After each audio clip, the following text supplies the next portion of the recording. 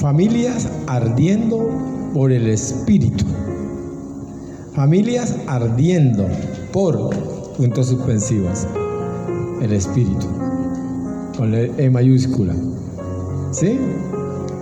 Y no sé qué otra ilustración más hacer, sino aquellas que nos vamos a observar aquí dentro de los pasajes bíblicos. Pero si hay algo que es importante en el tiempo de hoy, es recuperar el rol familiar. Algún psicólogo decía de una forma grotesca que las familias son una especie en vía de extinción. Y eso me pareció, como le digo, grotesco, también displicente, pero luego aclaró el porqué. Le estaba leyendo sus comentarios. Dice, desde un tiempo para acá se cambió los roles familiares. El objetivo con el cual Dios creó a la familia, y empieza con un versículo, me gustó eso. Por tanto dejará a quién, el hombre a su padre y a su madre, y se unirá a quién, a una mujer. Y la pregunta con la que arrancaba el escritor era la siguiente: ¿esto es una expresión de gusto o es una ley universal? ¿Ustedes qué creen? ¿Cuántos creen que es una expresión que cada quien la tome como le dé la gana o como le guste? El hombre dejará a su padre y a su madre, si quiere, si le da la gana, si le gusta o no le gusta. El que no le gusta, pues no dejará ni a su padre ni a su madre, y ya no serán el hombre y se unirá a sus mujeres, sino que el hombre, como le guste, se unirá a quien le guste. Y entonces, si el hombre no le gusta a la mujer, se unirá a otro hombre. Si la mujer no le gusta al hombre, el hombre se unirá ¿a qué? A otra mujer.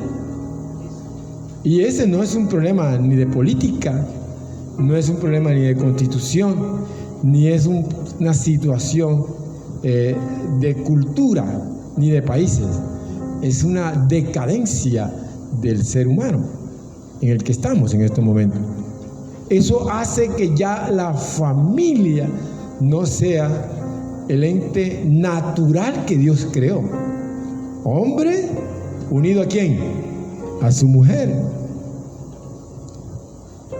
Y él hacía algunos comentarios que seguramente, ya teniéndolos en cuenta aquí, no por un año ni dos veces, sino que muchas veces lo he dicho, fue catalogado como homofóbico por muchas marchas que hagan en el mundo, buscando enorgullecerse, porque así se llama, la marcha del orgullo. Nunca van a cambiar lo que es una ley. La ley es que el hombre nace, crece, se reproduce y muere. ¿Quién puede cambiar esa ley? No la puede cambiar nadie. Entonces las leyes fueron creadas para establecerse, y las leyes fueron creadas y nadie las puede derrogar. Pero el ser humano ha ido cambiando la norma, ha ido acomodando las formas de vida.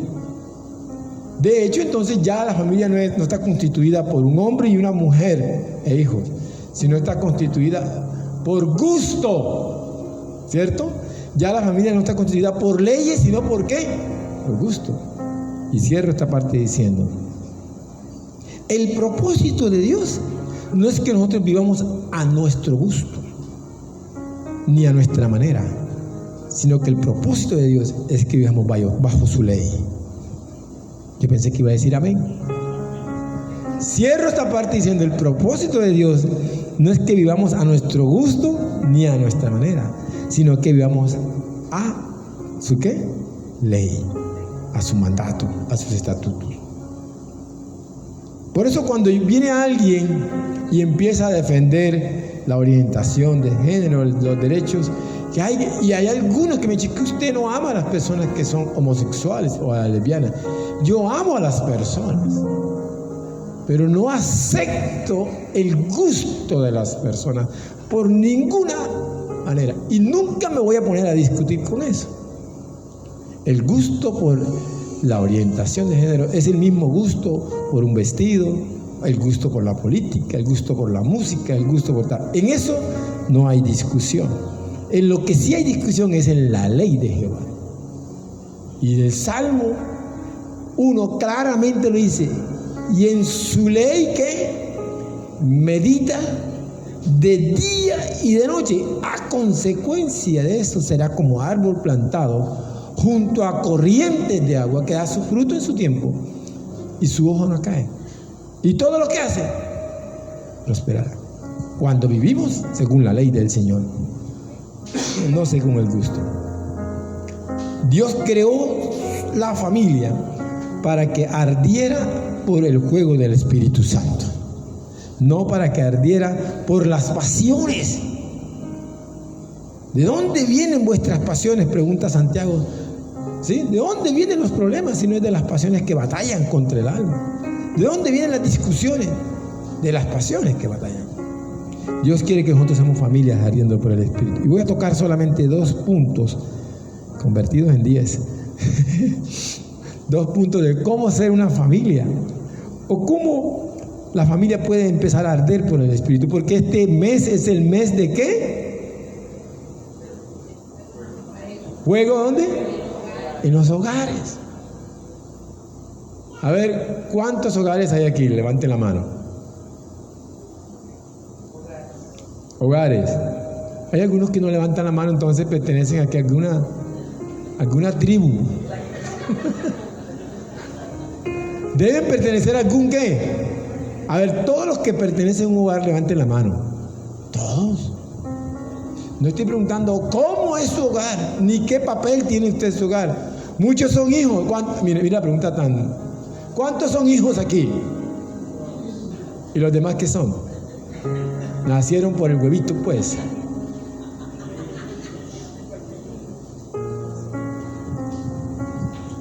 Y realmente el mundo ha cambiado. El orden ha cambiado. El término se me escapa, pero hay un jugador de la selección Colombia, estaba mirando yo, me gusta mucho el fútbol, y yo decía, tiene 2 hijos, pero tiene una hija que se llama Salomé. Y yo, ¿de dónde salió el otro hijo si se había separado de la esposa? Hay un sistema que se llama ¿cómo? Pero eso tiene un nombre en los laboratorios que se llama ¿cómo? In vitro. Y la entrevista dice que él quiso tener otro hijo, pero que no lo quería tener bajo ninguna figura material, familiar. Porque para él, como para mucha gente hoy, tener un hijo en un hogar, en un ambiente hogareño, es nada más nada menos que una esclavitud. Es someterse a una serie de obligaciones y una serie de demandas y de dependencia. Y lo que él menos quería, si tiene tanto dinero, es mejor que, así lo dijo, yo lo que quería tener era un compañero, no una esposa. Quedé así, perplejo. ¿Para dónde va la familia en este tiempo? Y el escritor que le decía, dice, la familia está en riesgo. Ahora, usted puede separarse, pero nunca dejará de ser padre ni madre si tuvo hijos. Siempre. Dios nos llama hoy a que volvamos a ser familia ardiendo por el Espíritu. Primero, ¿cómo? Convierta su hogar en un terreno del Espíritu, en un territorio del Espíritu. Y lo que estamos hablando este año es conquistando territorio. Lo más difícil en la vida es que los territorios propios sean el reflejo de una fe auténtica. Soy realista. Lo más difícil es que nuestro territorio propio, llámese hogar, sea la autenticidad de nuestra fe. Por eso no es extraño ver que llegan madres solas a la iglesia, padres solos, ¿sí? Porque las esposas les da dolor de cabeza los domingos, ¿sí? Se ponen mal los domingos. El resto de la semana están súper bien. Pero llega el domingo de la noche, el sábado de la noche, ¡ay, me duele aquí! Me duele acá, me salió esto. Hasta ahí llegó todo. Cualquier parecido, no se sienta ofendida.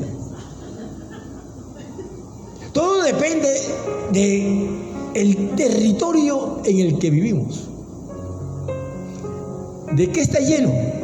¿En qué lo hemos convertido nosotros? Y el primer punto es clave, porque habla de convertir. Y convertir, lo que yo le digo a los chicos todos los días, es la palabra de un proceso de ir construyendo cosas, de ir colocando cosas, de ir quitando la basura para colocar bases para que sobre ella pueda crecer la familia. Entonces no es fácil. Pero usted, nunca se le olvide, usted donde quiera que esté, en el territorio que esté, usted convierte ese territorio en lo que usted quiere. Si usted está en su trabajo, usted convierte su trabajo en el territorio que usted quiere. Si usted está en la casa de su mamá, si está en cualquier parte, usted lo convierte a su gusto, a su forma. Hoy le invito, en primer lugar, convierta su hogar en un terreno del Espíritu Santo. Me gusta este proverbio 24-27. Si piensas construir tu casa, atiende primero tus negocios, pero no desatiendas a tu familia. Repítalo conmigo, léalo, no tiene esta la versión TLA. Si piensas construir tu casa, atiende primero tus negocios y no desatiendes a tu familia. Y hay gente que invierte el orden, primero compra la casa y luego atiende a la familia. Por eso vemos casas en cantidad. Me gustó el comentario de un escritor que decía, en los Estados Unidos existe, parece mentira, el 63% de casas solas, 63%, que en algún tiempo fueron parte de un hogar. Mis amigos que me están escuchando, porque están en línea, me están diciendo los hermanos de la iglesia del altar Ferochis, nos están enviando un saludo. En este momento están haciendo un lanzamiento del viaje misionero que van a tener a Montería. Se llama la Semana de la Alegría, que vienen del 20 al 27. Un saludo, Pastor Domingo. Estamos en vivo escuchándoles a ustedes, guácalas. Estamos traduciendo. El Señor les continúe bendiciendo. Un saludo a la iglesia. Estamos esperando por grandes cosas. Que Dios bendiga la reunión de hoy y los llene a todos del Espíritu Santo. Y que las familias de la iglesia de Nazareno Montería ardan por el Espíritu Santo. Amén. Un saludo al Señor, un aplauso al Señor por esto.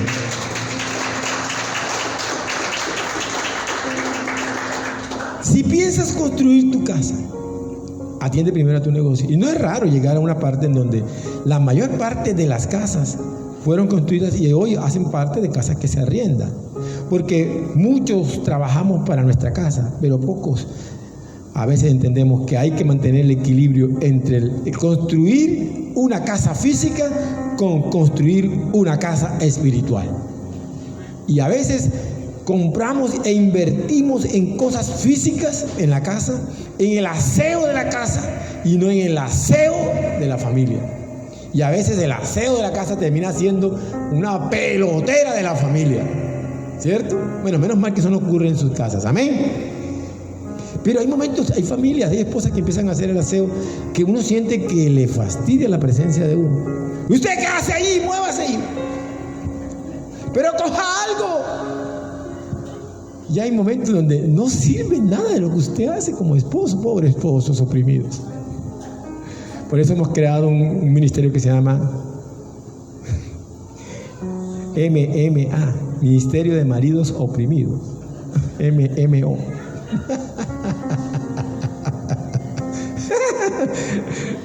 No se puede traducir eso.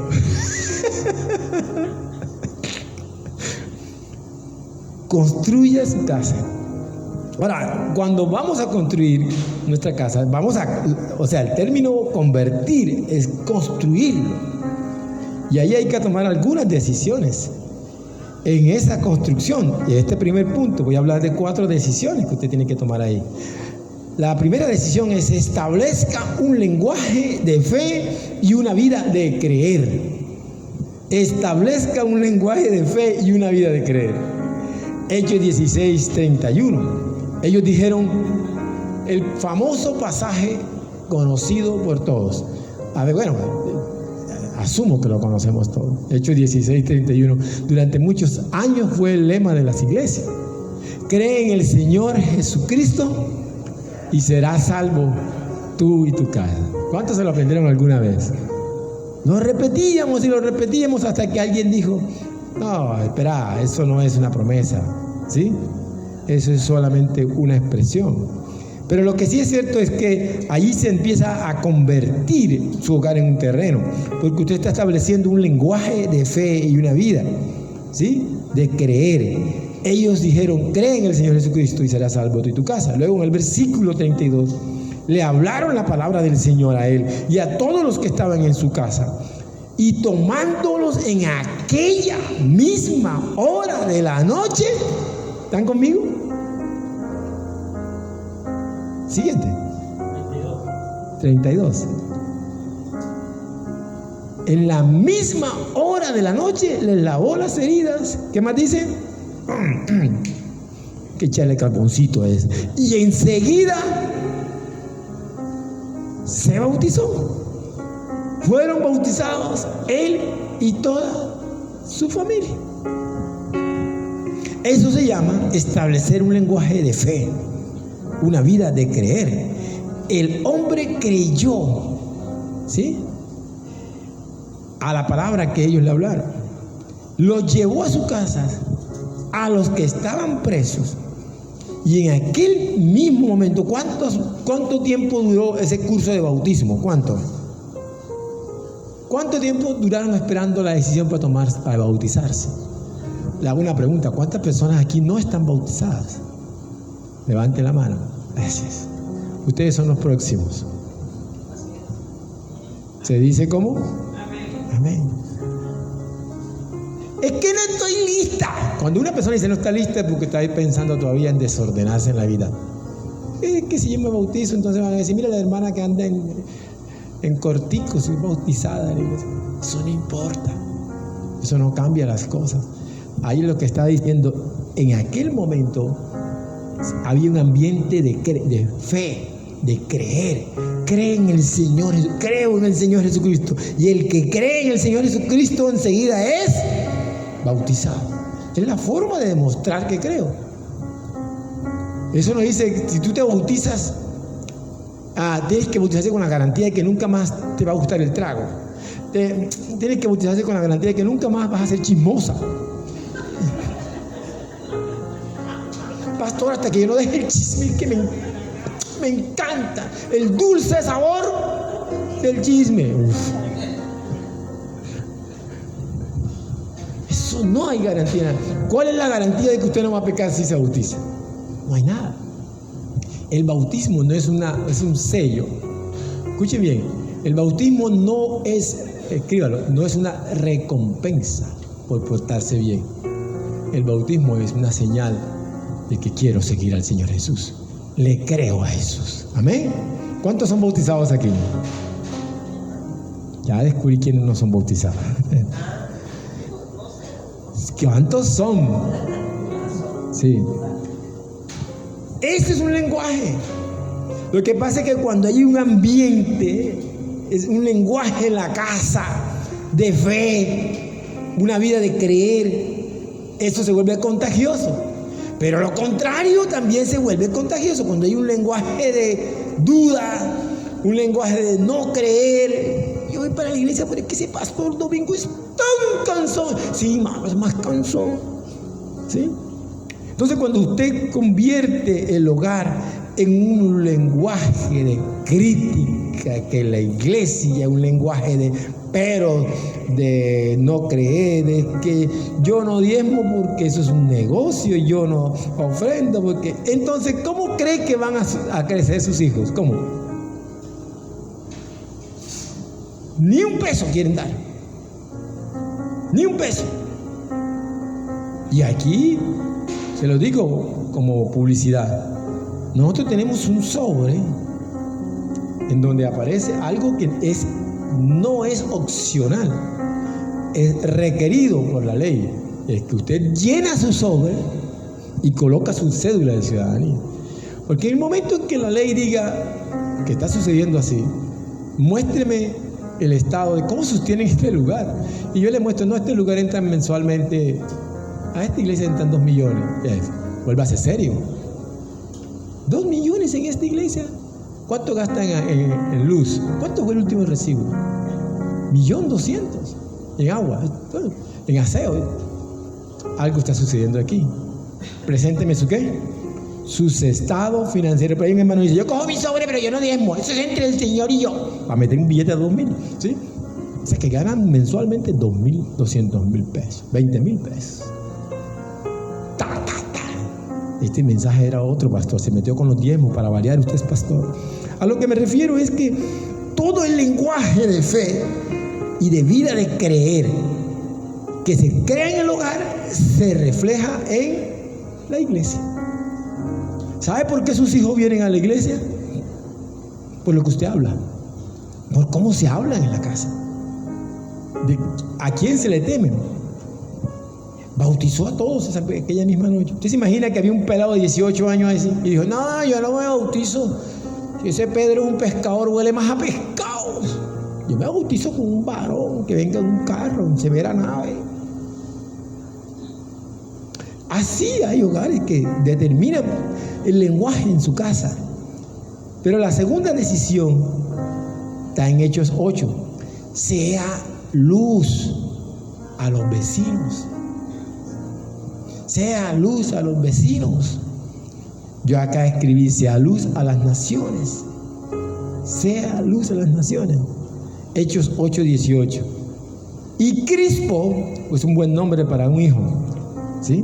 Crispo, el principal de la sinagoga, creyó en el Señor con toda su casa. Y muchos de los corintios, oyendo ¿a quién? A Crispo, creían y eran bautizados. Es que nunca voy a encontrar en la Biblia la demostración de que le creo a Jesús si no me bautizo. Es más, si usted quiere al terminar la reunión, lo podemos bautizar. No que nos toca como que llenar esa piscina, ¿no? Tenemos una piscina aquí. Hoy próximo domingo, que hay algunos que dicen, la vez pasada estuve así de bautizarme. Bueno, dice mi esposa que por aspersión también lo podemos. Véngase para acá, trajemos una taza y eso también es bautismo. Sea luz, ¿a qué? Para convertir su hogar en un terreno del Espíritu, establezca ¿qué? Lenguaje de fe. Esas son las decisiones. Sea luz a las naciones. Y hay muchos de nosotros que pareciera que no quisiéramos que los vecinos supieran que somos cristianos, que estamos siguiendo al Señor.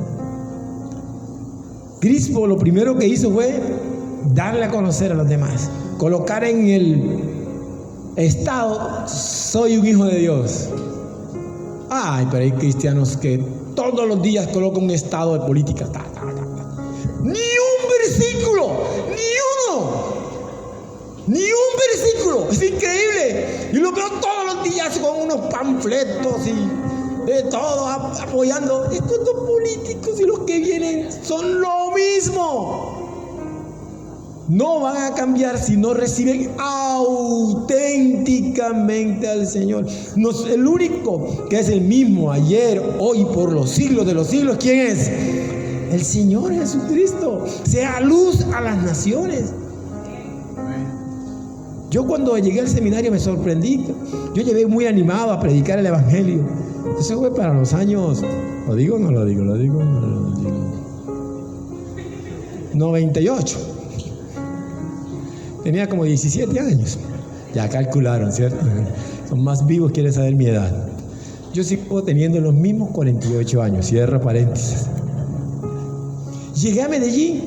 En ese tiempo, el catolicismo era impresionante. Y cuando iba a evangelizar a los barrios, en todas las casas donde iba subiendo, encontraba un letrero que decía, aquí somos católicos. Católicos fueron nuestros abuelos, católicos son nuestros padres y católicos moriremos nosotros. no moleste, no aceptamos proselitismo de ninguna clase. Y yo, un joven, ¿de cuántos años dije? 18, en el año 98. ¿Cuánto calculó? Y me metí a esas casas, no encontré otra forma que coger un balón, tirarlo al parque y empezar a evangelizar. Hoy hay una iglesia ahí en ese barrio.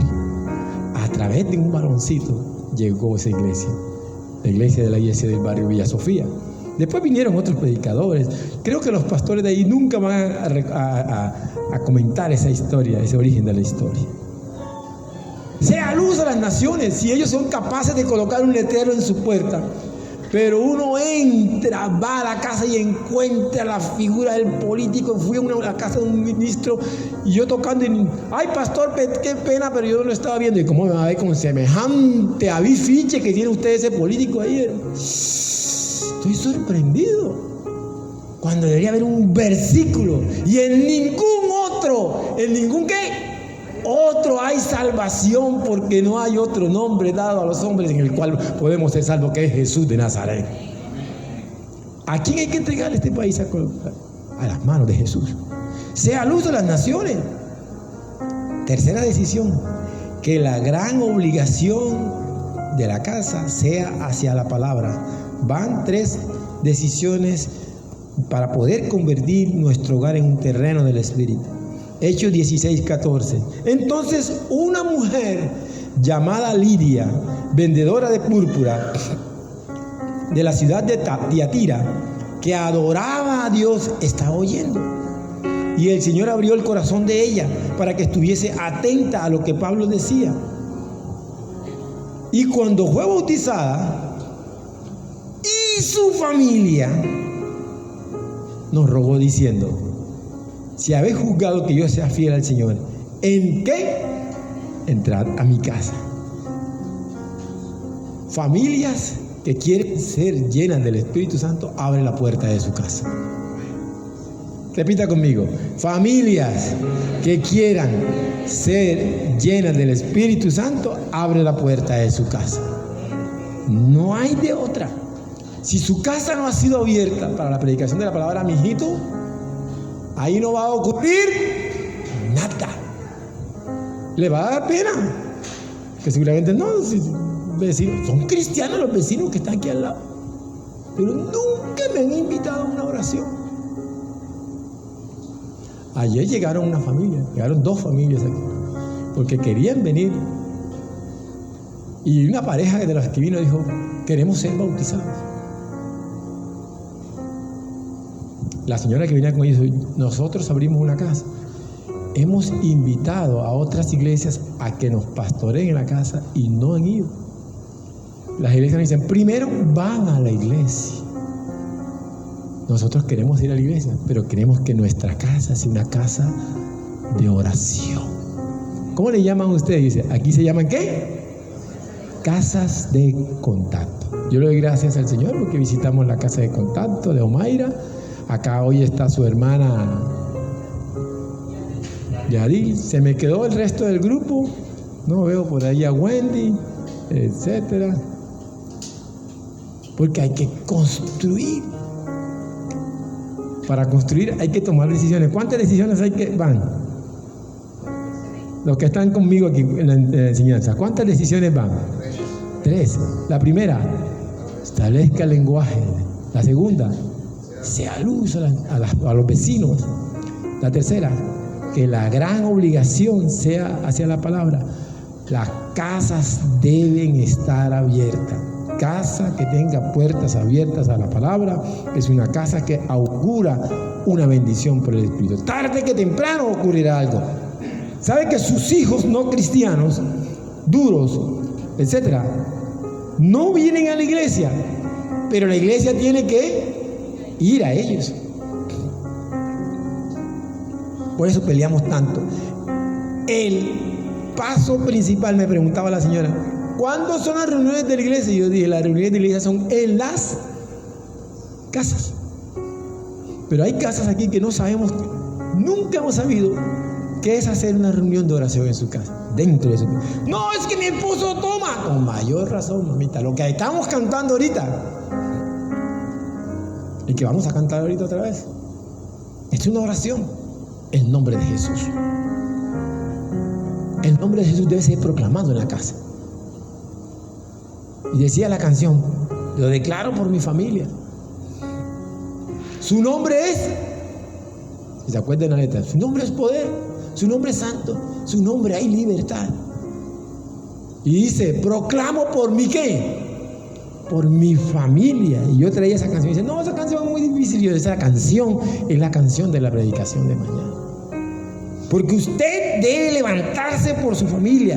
La gran obligación sea hacia la palabra. Me pareció tan lindo ayer salir a Montería, tan hermoso, que no había vías por ninguna parte. No había circulación. Y ver las familias caminando desde lejos, como toda esta fecha, con una silla aquí.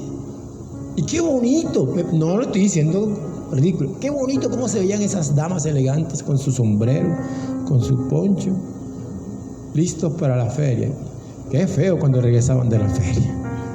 Las calles vueltas a nada, el sombrero, quién sabe dónde habrá quedado y después de... La gente cómo se peleaba por entrar al concierto gratuito de Montería. Familias que estuvieron desde temprano haciendo eso. Familias que a pesar de la lluvia estuvieron, reina, cogiendo cupo allí en toda esa avenida y persiguiendo una reina. Familias enteras que iban.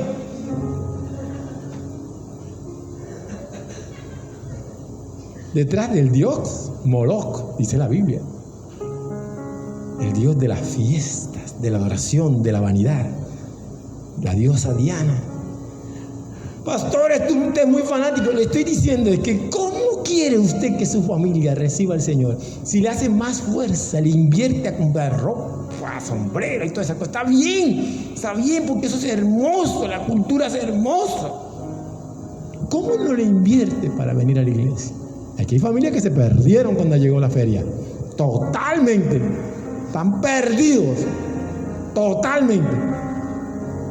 Después llegan, ay pastor, yo no sé ni qué me pasa. ¿Qué me va a preguntar usted qué me pasa? Es que yo no sé por qué nos va tan mal.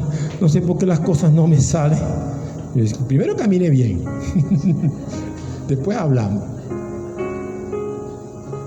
Pareciera que estuviéramos obligados. Y una hermana muy conocida me dijo, pastor, es que si no llevo a las niñas a la feria, se me viene todo el mundo encima. Es que eso en la casa se convirtió en una obligación. Pero tranquilo, no se preocupe que yo no voy a compartir fotos en mi estado, para que la iglesia no lo sepa. ¿Y qué importa que la iglesia sepa dónde está usted? Lo importante es hacia dónde. Está bien la feria, es lindo ir a la feria. Yo lo que le pregunto es, ¿por qué existen obligaciones hacia el mundo y no obligaciones hacia Dios? ¿No se ha dado cuenta? Déjelo que haga lo que quiera. Déjelo. Pero si hay algo que aprendimos los padres es que a los hijos le decimos, mijo, mientras usted esté bajo mi casa, mi techo, y se lo decía a mis hijos que quería que tuvieran 30 años, que vayan a escuchar música satánica. Papi, te lo voy a decir una cosa, mientras usted esté en este techo, aquí se alaba, se adora y se escucha alabanza a nuestro Dios para la honra y la gloria de su nombre. El día que usted quiera, ¿sabes qué es mi música? Bueno, váyase con su música a otro lado, porque esta casa es mi primera iglesia. Repítalo conmigo. Mi casa es mi primera iglesia. Llegaba a las 12. ¿Pero por qué me cierran la puerta? Son las 11:30 de la noche. Porque aquí la puerta se cierra a las 9. Pero es que estoy en una reunión con mis amigos. Bienvenido. Adelante. Planee la reunión y planee dónde se va a quedar si llega después de las 10. Eso se volvió tan negociable. tan negociable. Las obligaciones hacia la palabra se volvieron negociables. Vaya, dígale a un judío, o vaya ayer a un catarí que no va a ir a presentar sacrificios a su Dios. A ver qué le hacen. Lo castigan en el sol, le dan latigazos por no ir. Tiene que ir. ¿Y cómo son los judíos? Prósperos donde quiera que usted los vea, porque son fieles a la palabra. La gran obligación es hacia la palabra. La mujer llamada, ¿cómo se llamaba la mujer? Lidia. ¿Vendía qué? Púrpura. Adoraba a Dios y abrió el corazón junto con toda su familia. Si habéis juzgado que yo sea fiel al Señor, entrad en mi casa y posad. Y me encanta la forma como termina el versículo 15. Y nos, ¿qué? Obligó a quedarnos. ¡Ah! ¡Qué hermoso que la gente nos obligue a quedarnos o a entrar a su casa! ¡Pastor, venga! Hermano, cuando hacemos una casa de contacto, vamos a hablar, pastor. Y ahí siguen, se vuelven espirituales. Vamos a hacer una casa de contacto en su casa. Vamos a orar primero. Vamos a orar que el Señor nos confirme si hacemos casa de oración. ¿Y sabe qué hemos optado nosotros? Este mes, una vez a la semana, una vez, establezca una jornada de oración en su casa. Con los que vivan, así sea que lleguen a regañadientes, hagan mala cara, haga toda la mala cara que quiera, mamita, papito, pero usted hoy se sienta aquí y aquí hay un hábito una vez a la semana. Y es que aquí todos nos vamos a sentar una vez a la semana a escuchar la palabra de Dios. ¿No le gustó? Qué bueno que las familias hacen eso. Si usted quiere convertir su familia en eso, esta es la tercera decisión. Y la cuarta decisión para convertir su hogar en un terreno es, me gusta esa palabra, la escribí intencional. Dispositivo ambiental. Tenga un dispositivo ambiental, crea un dispositivo ambiental, haga un dispositivo. Hechos 10:1 dice: había en Cesarea un hombre llamado Cornelio, centurión de la compañía llamada italiana, piadoso, temeroso de Dios, con toda su casa, y que hacía muchas limosnas al pueblo. Está en Hechos capítulo 10. Siempre, dice, y oraba a Dios cada 3 meses. Amén. Escuche amén por ahí. Oraba a Dios cada 15 días. Amén. Oraba a Dios cada 8 días. Amén. Oraba a Dios siempre. Amén. Amén. La semana pasada citamos el mismo versículo, Lucas 18:1 hasta el 10. Jesús les narró una ilustración sobre la necesidad de orar, ¿qué? Siempre y no desmayar. Es más fácil dormir que orar. ¿Cada cuánto oraba Cornelio? Siempre. ¿Cada cuánto ve usted el celular? Siempre. ¿Qué es lo que más lo ven hacer sus hijos a usted?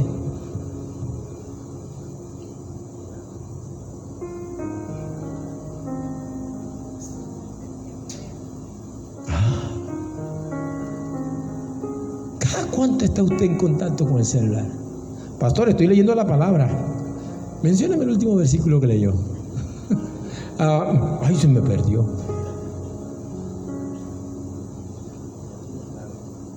Dispositivo ambiental. El ambiente de Cornelio, si usted lo lee en Hechos 10, desde el 1 en adelante. Cuando Pedro entró, salió Cornelio a recibirle y postrándose a sus pies le adoró. Mas Pedro le dijo: no, yo también soy hombre como tú. Y hablando con él, entró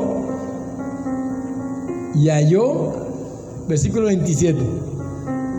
Esto es lo que es un dispositivo. Estaba dispuesto el ambiente estaba creado para eso. ¿Qué dice? ¿Y halló a qué? ¿A cuántos? A muchos que se habían reunido allí. Eso es lo consecuente a una familia llena del Espíritu Santo. Hay un ambiente, hay un lenguaje, hay una decisión todo el tiempo. Por consecuencia, hay muchos que quieren y que reúnen y que vienen a la casa del Señor. Después de entrar a su casa, lo consecuente, me da mucha pena con lo que voy a decir, después de entrar una gente a su casa, lo consecuente es que la gente viene con usted a la iglesia. Pero hay algunos que se quejan. En la última reunión de servidores hubo alguien que hizo una apología de que no se puede invitar gente nueva.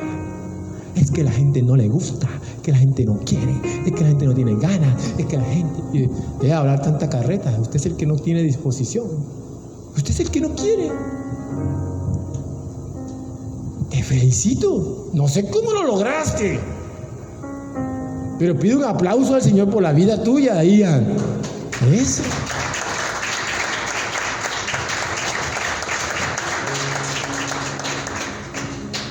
Quien lo ve ahí todo sencillito, pero trajo una persona nueva.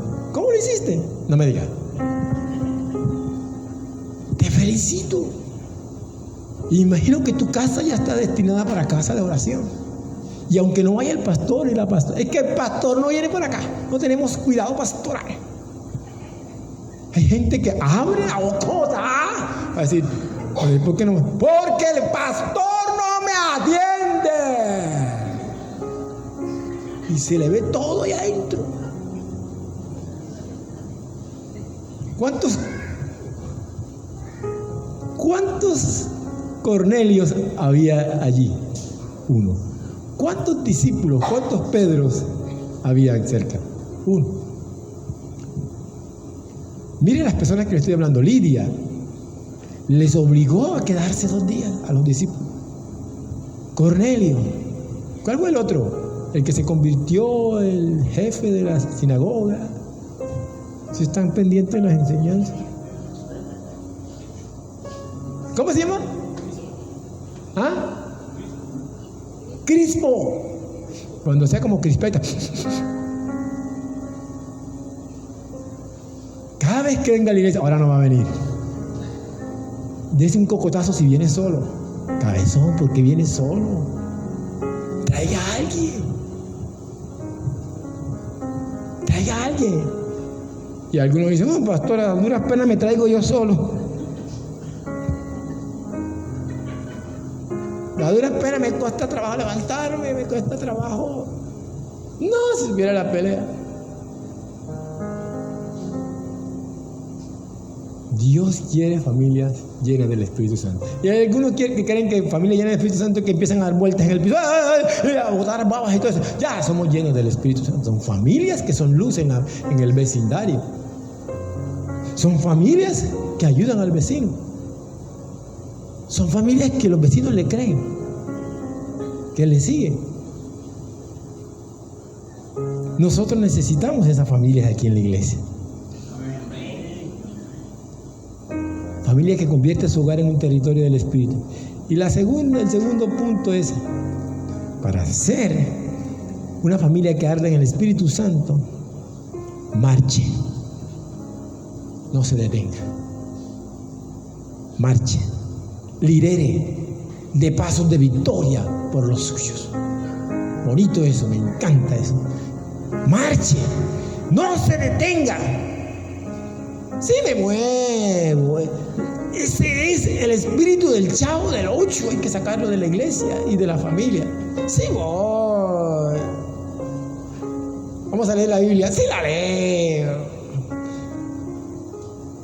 Pero ¿saben que el Chavo nos ganó mucho?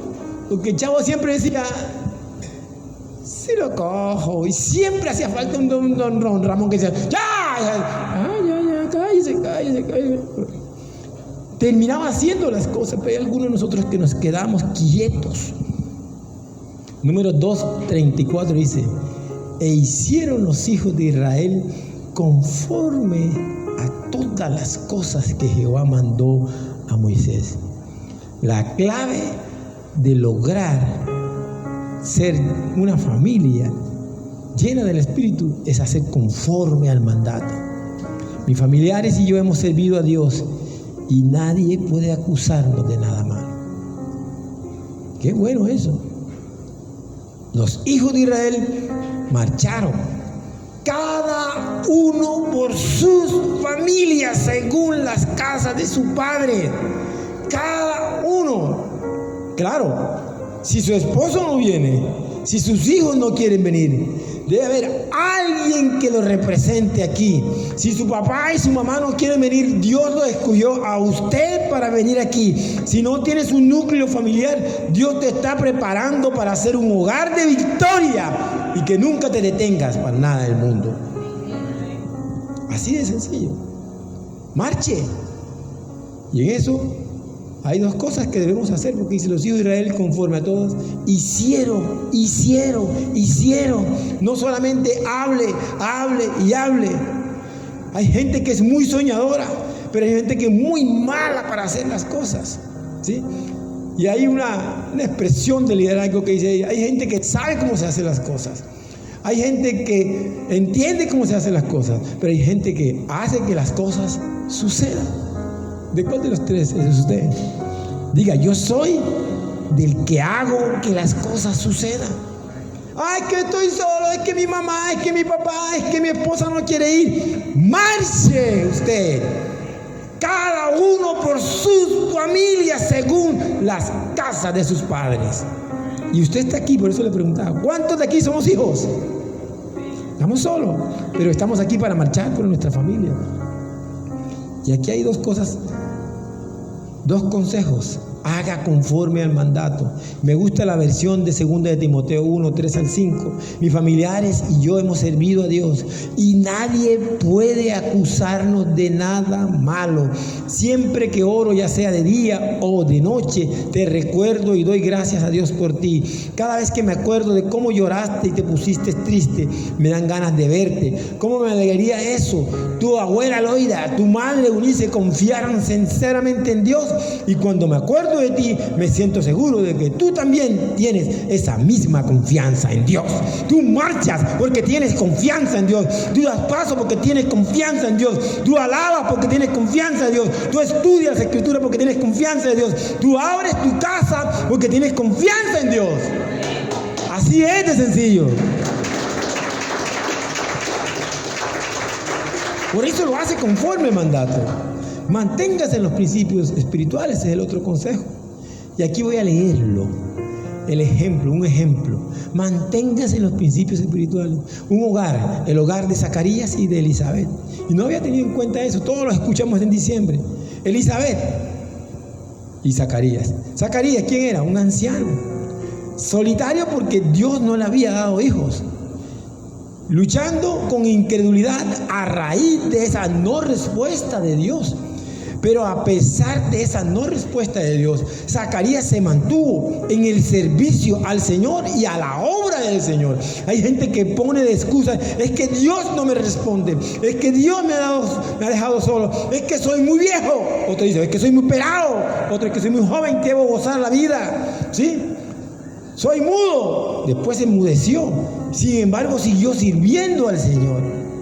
El ejemplo de Elizabeth, como hija de sacerdote, esposa amorosa y fiel, justa delante de Dios, irreprensible en los mandamientos y preceptos del Señor. En Lucas 1:6 dice: sin embargo, este mismo relato nos muestra que Elizabeth era una mujer temerosa, una mujer fiel, pero temerosa de Dios.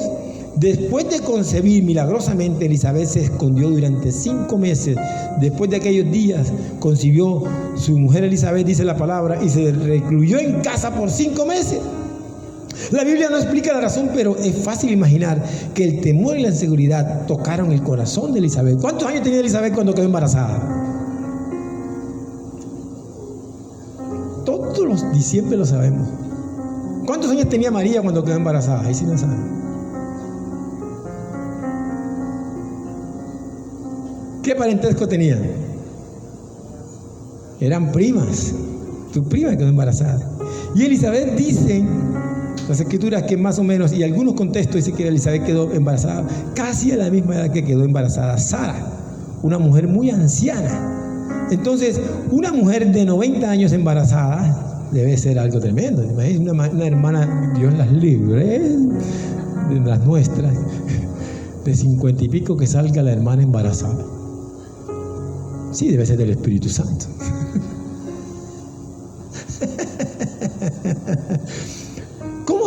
¿Cómo lo tomaría? Dice que Elizabeth lo tomó con bastante reserva y se escondió.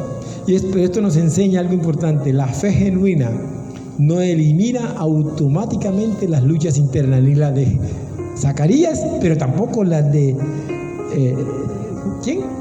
De Elizabeth. Pero aún así, a pesar de las luchas internas, esto no acabó con la decisión de que su hogar fuera un hogar que marchara hacia la llenura del Espíritu Santo. Eran personas llenas. Eso nos enseña eso. María no dudó, pero Isabel menos. Y cuando María vino a visitar a Elizabeth, la criatura saltó en su vientre y Elizabeth fue llena del Espíritu Santo y el niño fue lleno del Espíritu Santo del vientre de Elizabeth. Familias llenas del Espíritu Santo. Y todos sabemos el final. A través de la humildad de Elizabeth, no hay comparación. Este pasaje además nos revela algo glorioso. Dios llenó a toda esta familia con su Espíritu. El bebé Juan lleno del Espíritu Santo, Elizabeth llena del Espíritu Santo y Zacarías lleno del Espíritu Santo y profetizando todo el tiempo. Porque cuando la familia se abre, cuando abre las puertas de su casa al Espíritu Santo, algo grande viene para esa familia. Cierre sus ojos un momento.